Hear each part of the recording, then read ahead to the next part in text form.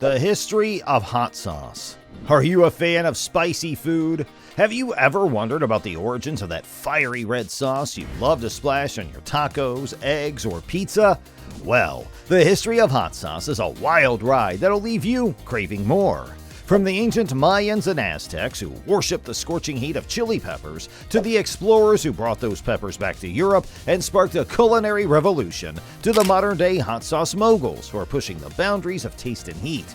This is a story that will make your taste buds tingle and your mind sizzle. So grab a glass of milk and let's dive into the spicy world of hot sauce history. You may wonder who invented hot sauce. Surprisingly, the origins of hot sauce may be traced back to Central America, the only region where chilies naturally occur. The Aztecs, to be precise. Chili is said to be one of the first plants cultivated by humanity, with archaeologists discovering evidence of its use by the Aztecs dating back to 7000 BC. The world's first hot sauce was most likely made from ground-up chilies blended with water and spices. The Aztecs used it to taste their cuisine, as medicine, to pay taxes and tributes, and even as a weapon or punishment. So if you've ever wondered if hot sauce has ever killed somebody, the answer is probably yes. After a few years, Columbus embarks on his infamous voyage to reach India. He was tasked with acquiring pepper, the black grindable type native to India, at the behest of the Spanish king and queen. But, as we all know, Columbus did not dock in India, and upon his arrival in America, he was treated to a very spicy fruit known as pepper. So not only was he involved in the distribution of chili peppers around Europe, but he also gave them names. However, just as Europeans were introduced to new foods and flavors, native people were as well. New ingredients such as onions and garlic were essential components in hot sauce recipes similar to ours today, such as our lemon and garlic peri-peri sauce. Despite these benefits, the spice trade was contentious and cruel, and the habanero pepper, the major ingredient in our habanesco fermented habanero hot sauce, is seen as a symbol of independence and self-determination by Mayans who struggled against total Spanish rule. Once chili peppers were introduced to Europe, Hungary was one of the first countries to cultivate and use them successfully. During this time period, the Turks who governed Hungary were the ones who first introduced to peppers by Arab and Indian merchants. The Hungarians removed the pepper seeds, allowed them to dry up, and then ground them into paprika. Paprika is the major component of safari smoke seasoning blend, and to this day, Hungary is the only country in the world that possesses the particular microclimate that is necessary for the cultivation of paprika peppers of the highest possible quality. However, the Hungarians were not the first people in the world to appreciate and regionalize spice, and today, each and every culture in the world has its own distinct type and flavor of spicy sauce. For example, the African bird's eye chili is used to make the cuisine peri-peri, which originates from Mozambique. The condiment is commonly used in the cuisine of southern Africa, and it's been incorporated into the bird's eye chili sauce. Because of its strong association with a particular place, the word hot sauce can even be spelled differently depending on where you are.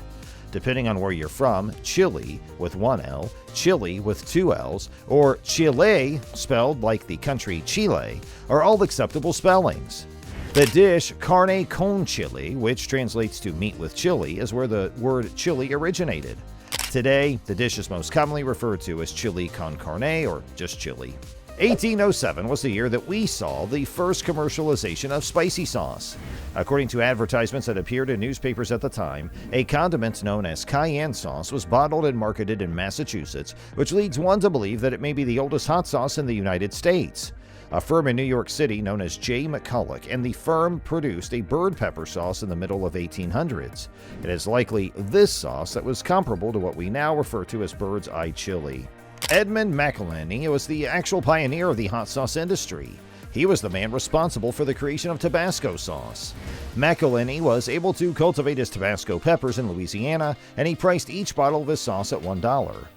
The sauce rose to prominence in popular culture and quickly became an indispensable condiment in eateries and lodging establishments. In addition to the demand for Tabasco, which occurred about this time, hot sauce also became popular in home cuisine. Cookbooks began publishing the first recipes for spicy sauce around the year 1872.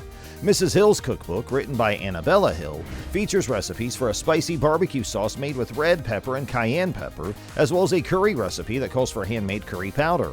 In addition, there were businesses dedicated to producing hot sauce that existed before the 1900s. For instance, Bergman's Diablo pepper sauce was an early adopter of the slender-necked bottles that measure 5 inches in height and are still widely used today. By 1912, hot sauce had become so popular that a system for measuring spice levels was established.